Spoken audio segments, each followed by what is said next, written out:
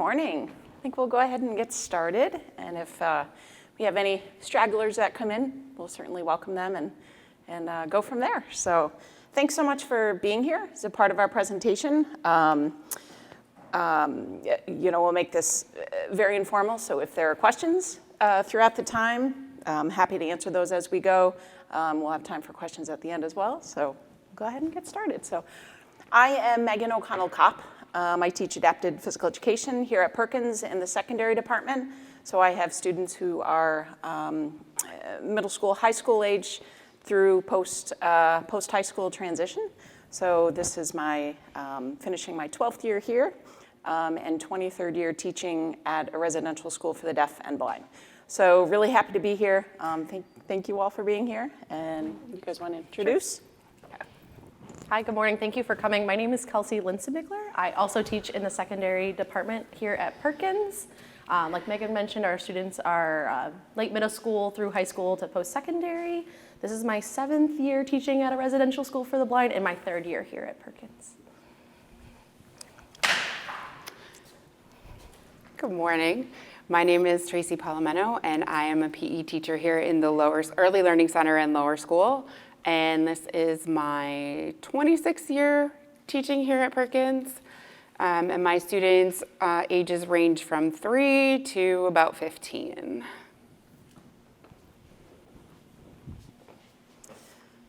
All right. So today we will talk a little bit of an overview of what adapted physical education is. We'll talk about concept development in adapted physical education. We'll talk a little bit about legal mandates and how it relates to physical activity and adapted physical education, and tie in how adapted physical education unites with the expanded core curriculum, which we keep at the forefront here at Perkins as we teach. This session will also, towards the end, we'll talk about community resources and what is out there for movement, recreation, camps, that type of thing for youngsters. All right. So some guiding principles as we move through this morning. We'll value and respect everyone's thoughts and opinions. Again, very casual, happy to answer questions on the fly. We're here to learn from each other, and we'll share the air, per se, let everyone have a chance to contribute as you see fit and as you see comfortable. So let's first start off with what is adapted physical education. It's physical education that's been modified and appropriate for a person with a disability or a person without a disability. Adapted physical education is our passion. And it's an incredible way to look at, to incorporate cognition, social opportunities, and also the motor and physical skills. I think sometimes we run into professionals and other educators and parents and talk about, what is physical education, what is adapted physical education, and how can this benefit my child? So, there's the motor and the physical part that I think comes forefront to us, but also incorporating that cognition and getting the wheels turning in your brains, various movement breaks in the general classrooms, and then also incorporating social opportunities within the classes, which is so huge for our students, and to give them those opportunities to be able to work in small groups and middle-sized groups. So. Adapted physical education, we have a set of national standards that we follow, and realizing that adapted physical education is a program. We adapt the curriculum, and it's not a setting. So, and we always want to make sure that every student receives quality physical education in the least restrictive environment, maximizing independence for each student. Here at Perkins, in our lower school, hello, come on in. We have some joiners here. Really focus on basic movements, rhythms, dance, low organized games. So how to be a part of a group, how to work in a group, what does that mean for me? How can I belong in this group, and how can I properly function in this group to be a part of that? And also beginning sports skills. So that's really the overall big umbrella focus of our lower school program here. Next up, a little student, little cutie playing tennis. All of us are actually teaching tennis right now, so it's kind of in tune with what we're doing. This tennis racket is a little shorter racket with a bigger head. And the ball that you see this student using has a middle layer of, it looks like a ping pong ball that has a little bead or that type of sound locator in the center of it. So when the ball is struck or when it moves, when students are playing with it, they have that auditory response to it. So cute picture. All right. And talking about the IFSP and the IEP, physical education is required for all students age 3 to 21 possessing unique need or disability. Especially say that lightly as you know, when the child is 3 years old, and we're with the IFSP, where we're looking at what does the child need. It's not common. You know, it's not common to have physical education, that type of thing on the IFSP. But just knowing that it is something that you can be looking at, you can start preparing for the IEP once the child gets into school, which is really important to keep that in the back of your head, in your forefront, as you move on to school. And let's see. Okay, and then IDEA, the Education Act of 2004. Certainly a pivotal and very important legal mandate for us. PE is a direct service, not a related service, so which differs by if your child is in special education, they automatically qualify for physical education. And we'll talk in a minute about reasonable accommodations, but and if there isn't an adapted PE teacher in the school, which unfortunately does happen. So talking about that. So PE is a part of special education versus OT, SLP, physical therapy, mobility, where they're evaluating and assessing to see where that child would be and what kind of services would be there. As the child goes into school, on the IEP, you should be looking for including adapted physical education goals and objectives. Really important to keep that movement robust, moving, and what that child can have in school. And then, as we spoke, the IFSP can include adapted physical education, but it is unfortunately very rare that it does. But movement opportunities with physical therapies, those types of things, you know, certainly are vital for the health and overall wellness of each child. So, kind of concerns when children are beginning to move and beginning to find movement opportunities. So a lot of times we hear when students come to us or when we're talking with parents, talking with other educators, doctors, healthcare professionals, educators may overestimate the risk of physical activity, which we see time and time again. But there are safe ways, there are ways to incorporate and have kids be a part of a safe physical education class. There's such a low percentage of kids with disabilities that are getting enough physical activity each day and each week and each month and each year that any opportunity we have for kids to move is so important.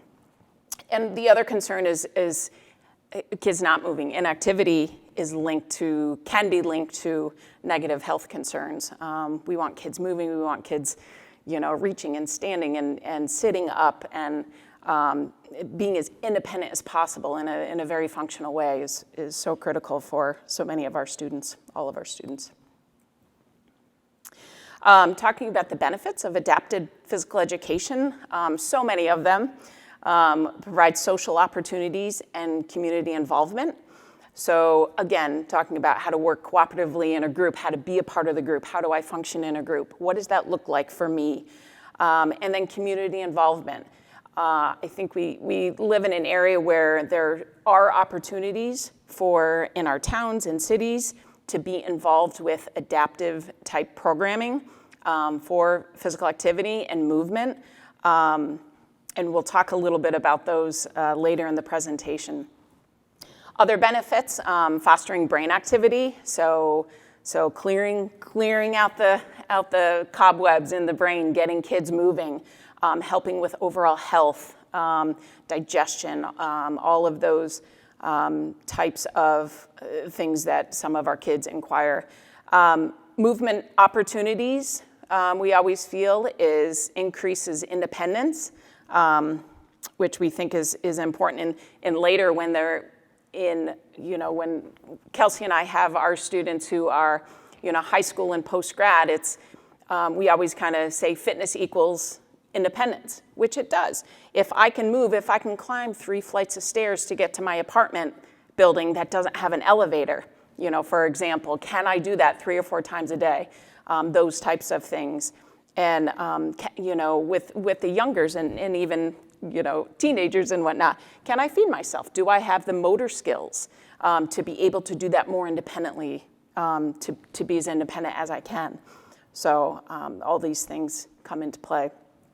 Other benefits of adapted physical education increases the quality of life and enhances overall well-being, and can reduce fatigue and maladaptive behavior. So those movement breaks and chances to get out and walk or push or move those arms and stretch, so important, so important. And before we talked a little bit about, so if your child is in a school and there's no adapted PE teacher, which unfortunately is far too common in our field, and the child should still be able to receive reasonable accommodations. Nobody should be telling you, no, you can't have this, no, you can't, under special education, they can have, physical education is included under special education, so making sure with reasonable accommodations that they are still getting the benefits of a physical education class. Here's Tracey and one of her little people in the pool. They are on a pool noodle. Tracey's in front guiding them. He's probably, 7 or 8 maybe? Yeah, guiding him under the pool noodle. And he's keeping his head up, working on almost like, think of this as like tummy time in the pool. So the student has the noodle under his arms, and Tracey's guiding him under. So the head control, shoulders back, and having him move his arms out in front, so on and so forth. So some real nice things to work on there. Okay, we'll shift over just quickly to legal mandates and how they connect with physical education and physical movement, kind of an overview. So again, special education includes physical education, specially designed instruction at no cost to the parents to meet unique needs of a child with a disability, including instruction conducted in the classroom, in home, in the hospitals, in institutions, and in other settings, and instruction in physical education. So there's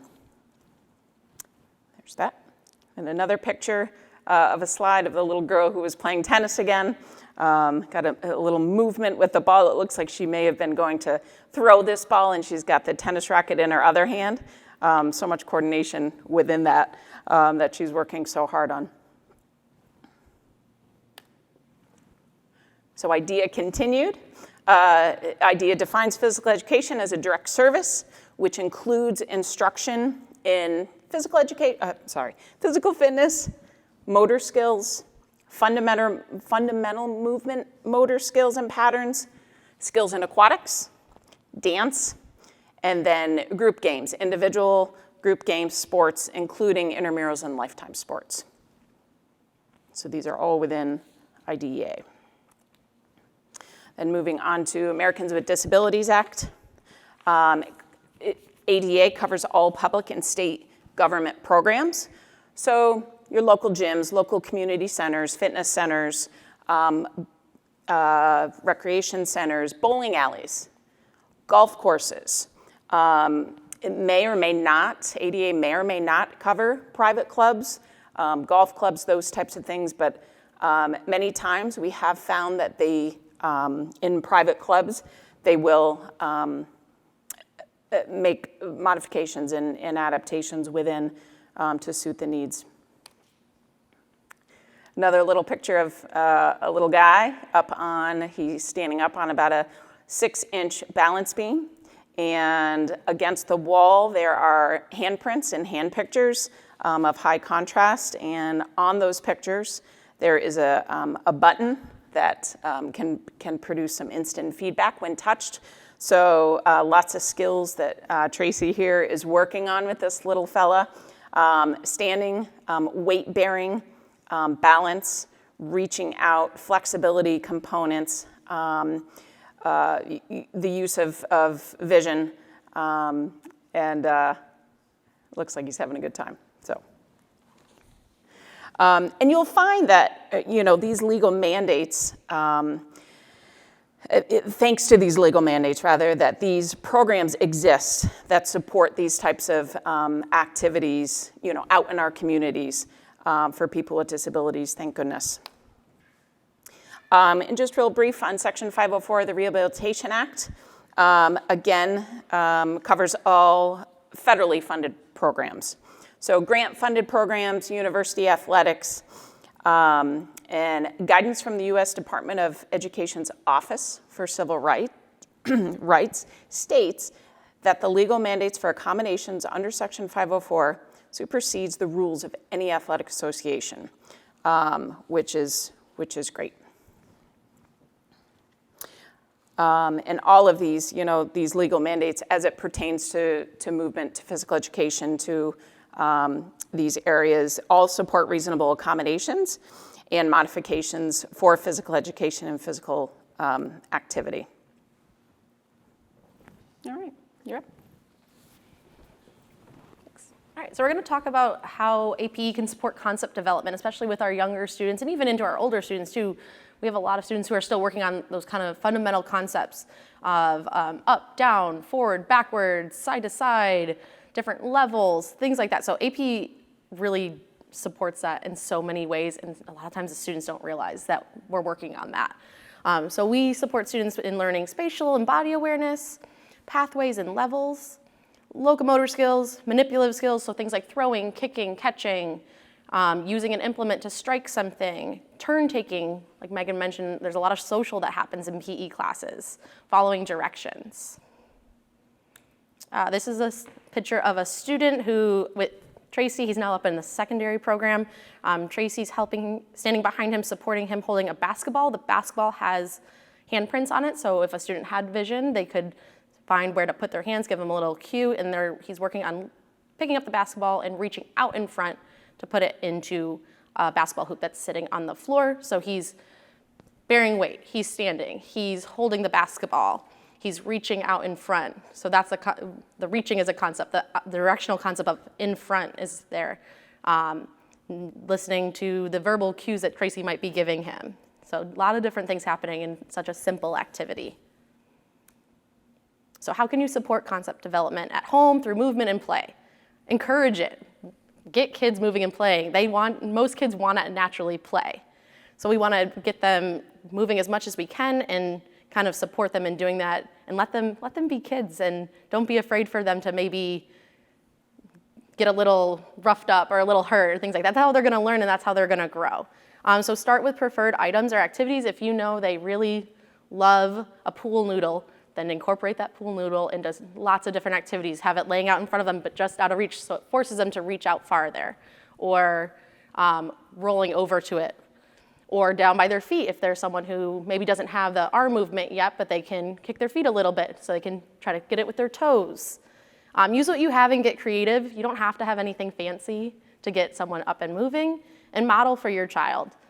Show them, oh, I'm reaching down to get the ball, or the ball is next to you. You can start bringing in left and right so they learn the difference between the left side of their body, the right side of their body, move it from one side to the other so they work on crossing the midline, because that's challenging for a lot of students to reach across their body, reach up for something. And then challenge them. If you see that, like, oh, they're really getting it over here on their left side, now I gotta bring it maybe up on their left, so above their head, but still on the left side of their body, or switching it to the opposite side so they have to reach across, but still up. Try to challenge them if you can. So obstacle courses are a great way to promote concept development. Most kids love them. I know any kids I've ever done them with, it's like one of their favorite days in PE when we bring out when the whole gym is set up like an obstacle course. So some ideas for items you can use that are in your house: couch cushions. They can crawl under them, they can crawl over them. There's two different concepts right there with one piece of not even equipment, it's just you took them off your couch. They can stand on them, working on balance. They can crawl over them. They can roll on them. If you have any sort of basketball, baseball, soccer ball, any ball you might have at home, jump ropes, especially a lot of people were working out at home during the pandemic. You might have invested in some things, so a jump rope's really simple. A student could reach out for that with their hand. They can practice stepping up and over a jump rope. It's simple because it's low to the ground. They're not really gonna trip on it necessarily like they would if they were trying to step over maybe a hurdle or a cup or a cone. Using chairs, so they have to walk around the chairs. You can make a little, like a weave pattern out of chairs or stools that you might have in your kitchen or your dining room. I even put cups on there. You could do the same thing. They could crawl around cups. You could make like a little pathway for them to follow, things like that. So a lot of household items really could find multiple purposes. The next slide is a picture of a young boy. He is out at a playground and he's climbing a metal chain ladder. He has one hand about face level, and then his other hand is reaching up above his head to feel the next like rung of the ladder. And so he's weight bearing, he's standing, he's using both hands at the same time, which can be challenging to use both sides of your body at the same time. And his hands are doing two separate jobs. They're not just working together, doing two separate things. Yeah, Tracey. So that kind of leads us right into the expanded core curriculum. So we're gonna talk about how that incorporates into PE.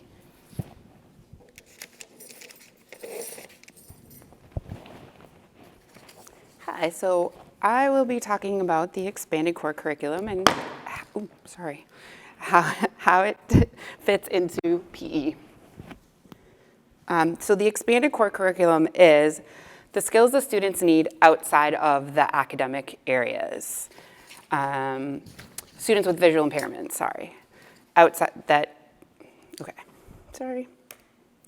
So the first one I'm going to talk about is the compensatory access. These skills involve adapting materials so they can access the core curriculum. A lot of it you can, with Braille, tactile symbols, sign language, and recorded materials. In my classes, I use a lot of pictures, I use a lot of tactile symbols. You saw in a previous picture the handprint on the wall. I had those set up for another student, and the young man in the picture found them, and he was very motivated by them. So I started just incorporating that into his PE routine, and it also helps him follow a sequence. So we turn right first and go over to the yellow handprint for your right hand and the red handprint for your left hand, and then follow the sequence around the gym. You can also use number cards or pictures to count laps or count reps or count taking turns. When the students or the kids are a little bit older, you could put the game rules in Braille, have large print or picture symbols so they can actually read the rules that they're following, and to help give them a little bit more ownership of their participation in the games.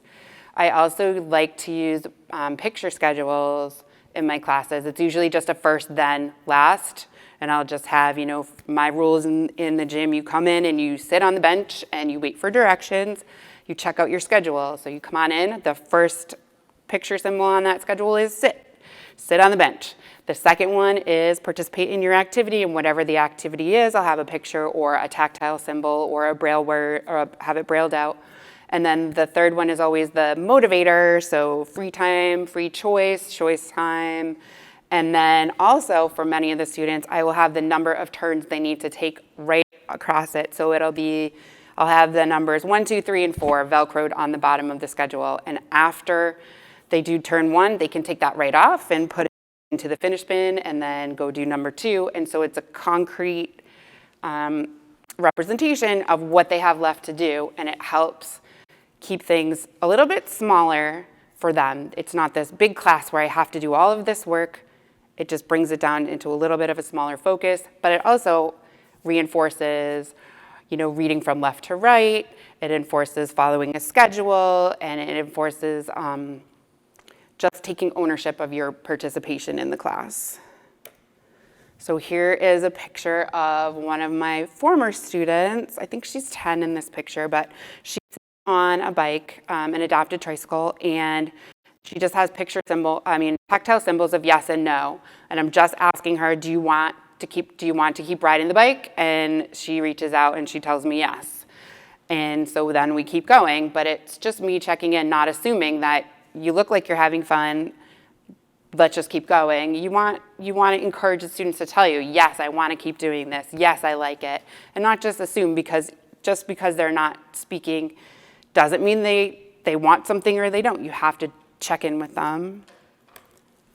For assistive technology. So I use assistive technology a lot in my classes, and it's not always high tech. This gives the students an opportunity to have early exposure to technology. I'm going to show you, I have props. This is one of the things that I use quite often. I'm not going to put it next to the microphone. But it lights up, it makes a fun noise, it's very inexpensive, and I Velcro it to the wall, or I will put it on a stander tray or a wheelchair tray. And it encourages reaching, it encourages looking if you're using your vision. I can put it up high, I can put it down low, you can step on it, you can tap the wall with your foot. There's so many different ways you can use it, and it's highly motivating for students that enjoy light and sound and being in charge of what lights and sounds they're doing. I have others that you can record on, so I can record my voice or a preferred staff or a preferred person's voice, giving them a direction to step up, turn right, jump. And it's not just always me giving a verbal direction, it's the button, and they can choose to hit it and listen to the direction, so it's not like I'm just talking to you all the time. You could use other cause and effect toys, switch activated toys. We have these great, APH has a lot of products for exercise and movement. We have these great balls that make this horrible beeping noise and this horrible boing, and they're very highly motivating, but you can even, work on concepts of near and far with them, because they roll, they move. You can tracking the sound, tracking movement. And then we also have the tennis balls that you had seen as an example of a low-tech item, which just has the rattle inside. And yeah, so cool. Why didn't it move? Oh, I see. It did. Okay. So for the area of orientation and mobility, these skills that we work on to orient individuals who are visually impaired to their surroundings, and travel skills so they can move independently and safely. So again, working in PE, we work on body and spatial awareness and traveling through open space. We use music all the time in my classes. A lot of songs give the directions within the song, jumping, moving, turning. And then there's also the 4 wall dances, which give the directions, move to the right, move to the left. Cha-cha side is a big hit in lower school. We use it quite a bit. And again, it's the students, it's working on so many different concepts, like your auditory processing, you're listening to the song, and then you're moving your body in the direction that they told you to. Even even if you can't move your body, you can turn, or, you know, when they say to the right, you can move your right arm, you can move your right leg, you can have someone helping you, just reinforcing the concepts of right, left, front, back, up, down. And also, just an added benefit of that, using those songs, is when you go out into the community, if you're going to a wedding or a sweet 16 or a family party and they pop on the cha-cha slide, you can get out there with your peers or your family and you know the moves and you can do it. I did have the experience of this happening for me. A former student of mine had a sweet 16 party and a bunch of us went. It was so exciting. And I had taught him the cha-cha slide many years before. The song came on, and it was with his twin sister, I should say that too, so there was a large group of sighted peers there.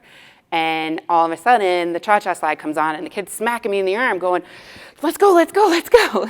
So we got to run out there, and we're all doing the cha-cha slide, and his sister and her friends didn't know that he knew how to do this. So we're all out there doing the cha-cha slide with his sister and all of her friends, and it was such a great moment. So even just little things like popping on a song that has directions in it. For the younger students, Lori Berkner, she's been around forever. She's amazing. We're constantly, you know, doing our airplane song and stomping our feet like a dinosaur. So another aspect for orientation and mobility is visiting public pools like the Y, Boys and Girls Club, local parks and recreation areas, to go in before you're expected to do anything and check it out. Recognize what are the noises I'm going to hear? What are people doing here? What do I do when I get here? When you're a little bit older. For the youngsters, just go in and do something fun there, have a positive experience, but check it out so that you know when it's time to go for a swim lesson or for a play group or anything. This isn't a scary place. It's a fun place. We're gonna do fun things here. And this is a picture of one of my youngsters. Well, when he was younger, he is now up in the high school with Kelsey and Megan, checking out the balance beam. And he was a climber when he was younger, so I tried to incorporate a lot of different things where he would have to climb up on something. And this balance beam starts out at about 8 inches wide, and it travels down as you're walking down it to about 2.5 inches. And so it's probably about 6 inches off the floor, and he is just checking it out, and he's loved to just walk back and forth on this, and it's fun. All right, the next area is sensory efficiency, and these are skills that help the students use all of their senses. So we incorporate a lot of games and toys that use sound, objects with different weights and textures. We use the auditory equipment, like the switches I showed you, bell balls. Simple auditory equipment that you can use is, this is just a wiffle ball I bought at the supermarket, and I got just jingle bells, and I just popped them through the hole, and now you have a shaker, you have a ball that inside, you can roll it across the floor, and the student can locate it. You can tap it when it's on a tee, so you don't have to do any physical assistance. They can hit it with the bat, as long as you get out of the way quickly. So this is simple. It's something you can use at home. It's something you can use at school. And it's highly motivating for such a simple object. And you can see it's also brightly colored for those students with low vision. It has pretty good contrast with their surrounding area. Yeah. These are about the size of a nickel, but you're more than welcome to check it out after too. It just depends on the size of the ball, and you can also make little cuts in one hole and then just stick it through there. Oh, they don't come out, no. Yeah, you definitely want to make it so it's hard to push them in so that they don't pop out. So you want a bigger size ball. Yeah, no, they don't. After a while, you do need to replace them, though. After a lot of use, they kind of flatten out, and they don't sound as good, and they could pop out then. But it takes a while. Okay, so I use music all the time. I think I've already said this like 5 times, but I use music all the time. We use it to increase energy levels and engagement, or decrease energy levels. I try to always make sure that if I am using music or anything to bring the students' engagement level up, I also try to bring it down at the end, because it's not cool if you have a bunch of kids and you get them all riled up and then you send them off to math class or something. The math teacher isn't so happy with you after that. So it's really important when you bring them up, you want to bring them down. And I also use equipment that's brightly colored, has different textured. And then kind of the opposite of what I've been saying is you also want to be cognizant of what your students' preferences are and what they need. So maybe your student needs a quieter environment. You want to reduce the background noises, maybe use less lights, less sounds, maybe quieter equipment, and you want to sort of get rid of all the unnecessary background visuals. You want to keep it simple. You could use things against the wall. I have a student who any kind of light shining through a window, reflecting anything, and she's out. She's going to look at that and not pay attention to me whatsoever. So I have one corner in the gym and that has no reflections, nothing, and I'll bring her over there if I really need her to focus on something. Other than that, the rest of the gym, no good for her because there's light everywhere. And social interaction. This is huge. A lot of social skills are learned by observing others and the environment, and those with visual impairments miss out on the visual cues. So it's important that we verbally or just model these cues other than using visual observations. So we use group games that involve a lot of communication, whether it be simple, just learning to pass an object to your peer, using your hands, using your feet, sharing equipment, using equipment that is auditory so that the student who doesn't have any vision can still be independent and learn to either participate on their own or advocate and say, I need some help with this. Team building activities are also huge. Just moving an object around a circle or moving an object from one side of the room to the other without adult direction, it's fun, and it gives the students a sense of ownership of their own movements and their own activities. And here's a great example of social interaction, just two little ELC guys hanging out on the little seesaw right out that in our playground.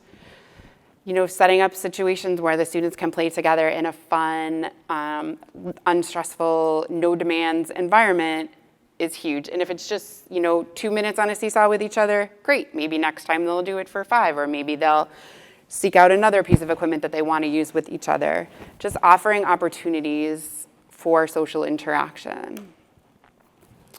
Self-determination is also huge in our classes.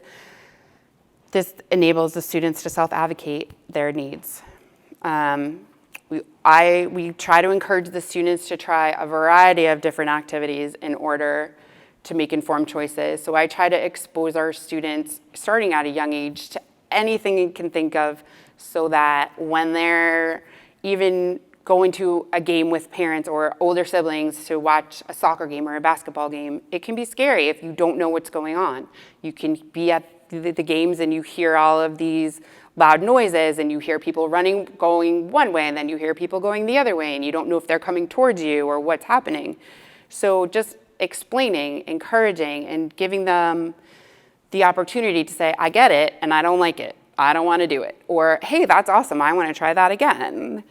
And allowing them to assist you in planning activities. If you're planning a game and you're finding that maybe they're not enjoying it as much as you had hoped, ask them, what do you like about this? What don't you like about it? How can we make it better? And for younger students, they may not have the skills to tell you this yet, but through observation, you can see, well, they're cringing away when we use this sound ball, but when we use this softer one, they're liking it. So maybe go towards that activity for now and incorporate the other one at a later time.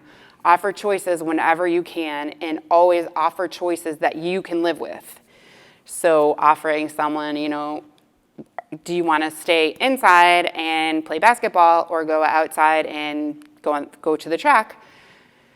Make sure you can live with either opportunity, because they could choose the one that you're hoping they don't choose, and you're stuck with that. You want to honor it, and it's really important. So really make sure that you can live with both of the choices.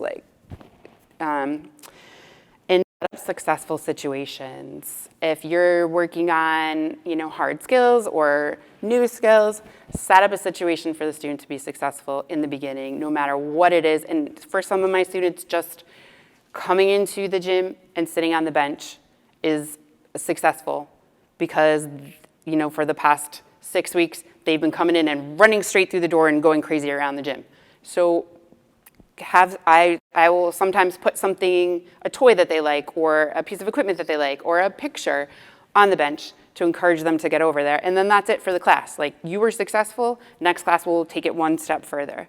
So set up successful and attainable situations to build self-confidence. And I also say, try everything at least twice. The first time, it's novel, it's scary, I don't know if I'm gonna like it. You're telling me to do it, I don't want to do it because you're telling me to do it. Try it again.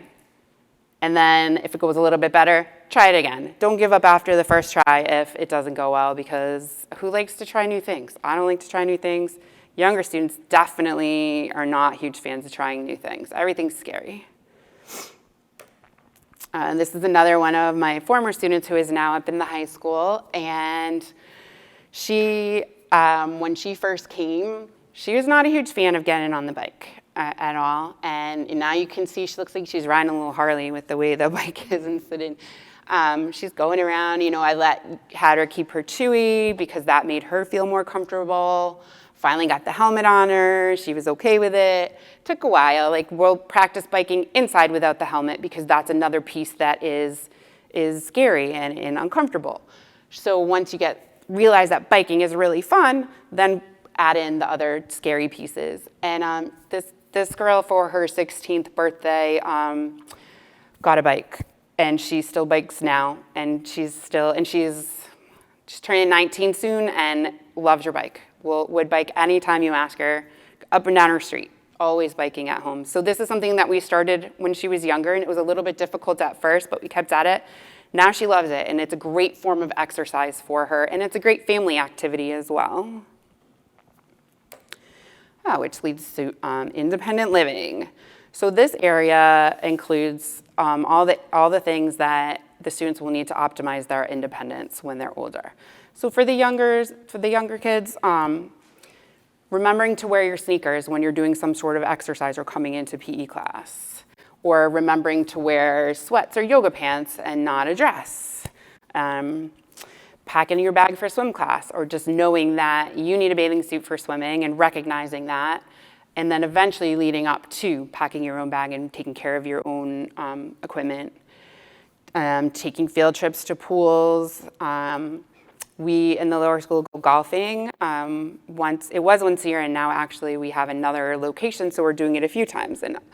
And the students that will go with us every year have a wide variety of skills, but they love it, and it's great. We're exposing them to a sport they could do with their family, or they could at least have the knowledge about what golfing is.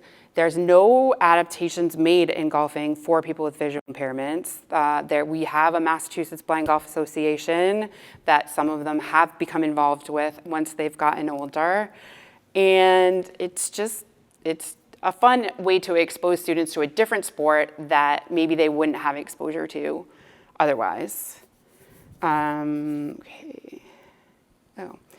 And there's another picture of one of my little guys in the pool after a successful swim class, and he's just sort of smiling and has his hand sort of in front of his chin, looking a little proud because he probably had just finished kicking his feet really hard and splashing me, and so he was very excited about his new skills.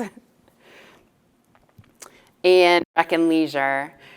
This is, again, when I say try everything at least twice, we want these kids to be able to make their own choices about what they want to do for rec and leisure in their future. There's so many opportunities that they should be able to participate in. And they should be able to choose what they want to participate. Do they want to play baseball? Do they want to play soccer? Do they like swimming, running? Just the more exposure, the more times that the students are exposed to these activities, the more they will make their informed choices and not immediately just say no, and be able to advocate for their participation in these activities when they're older. It's important that we help them find access appropriate activities in their community, which I think we're talking about community resources next. And then again, the four-wall dances and all of that. I mean, teach the routines to the current line dance songs or just listen to them. Cha-cha slide's huge. It's still played. It's old, and it's still played at, all the weddings and parties and things. It's hokey pokey. Who doesn't know how to do the hokey pokey? So, I mean, it's just something where they can independently access this group activity, and they don't need any modifications. You don't need help. It's just fun. And here is a picture from one of our golf clinics. And this is just a young man who is being coached by a golf pro, and he has a club, and it is close to the ball. It looks like they're doing some putting here, and the golf pro is just helping him by helping him swing the putter. And the final area is career education. So individuals with vision loss benefit from experiential learning. So visiting sites in the community, in the job areas they're interested in can help. For the younger students, maybe they really like to go to swim. Maybe so going to the Y or the Boys and Girls Club or a different pool club when they're younger, continuing to foster this love, maybe they could, in the future, want to have a job teaching swimming or working at the pool, doing a variety of different things. Maybe they enjoy the gym environment. You want to expose them to as many different activities as possible and places so that you can, if you find that they do really enjoy this health, physical exercise, sport, anything related to that, you can find something within that as a career path or as a vocational path for them. And that brings us to community resources. Oh, who's talking? You guys? You want nope. Me? Oh, okay. So some of the community resources that we have put in here, Charles River Aquatics is, it's not a zero entry pool, but it is heated, and the website's here, you can check it out. The Malden YMCA is heated and a zero entry therapy pool. The Quincy YMCA offers Sunday swim lessons through Adaptive Sports New England. It is not a heated pool. And that is more of Paralympic training as opposed to learn to swim. And the DCR has accessible pools throughout Massachusetts. Therapeutic swimming, the Boston Ability Center has an aquatic therapy program. And let's see. It means there's no stairs, no ladder. You can just walk right in. You can walk or roll. Yeah, or roll. Wells Ave in Watertown? In Newton? Okay, well, there's a zero. That's good to know. All right. Other areas that have year-long programming, adaptive sports program at Franciscan Children's Hospital. They have camps, and they also have year-long sports program, and their program is expanding from what I understand, and it is also affordable. It's grant funded, so it's for most of the activities, it's pay what you can, and it's an amazing program. On the website, mass.com, there's a link here. They have a list of different programs that are accessible in Massachusetts. The Bridge Center has Easter Seals programs. The Charles River Center in Needham has camps in the summer. Lovely and Therapeutic Riding is year-long programming for therapeutic riding, which I've actually personally been to, and it's amazing. The things that these kids are able to do, they get these kids to do on horses is amazing. Again, seasonal programming, adaptive sports program at Franciscans has camps in the summer. They have different sports camps, and they also have a bike camp, which I've heard is amazing. Camp Arrowhead in Natick is summer camp for students with disabilities. Dream Day on the Cape is a program that you would apply for, and it's for your family. They bring your family down. I think for students with disabilities, 18 and under, you bring your family down for a week, and you have all of this adapted equipment that that is available to you. You stay in a cabin that has accessible bathrooms.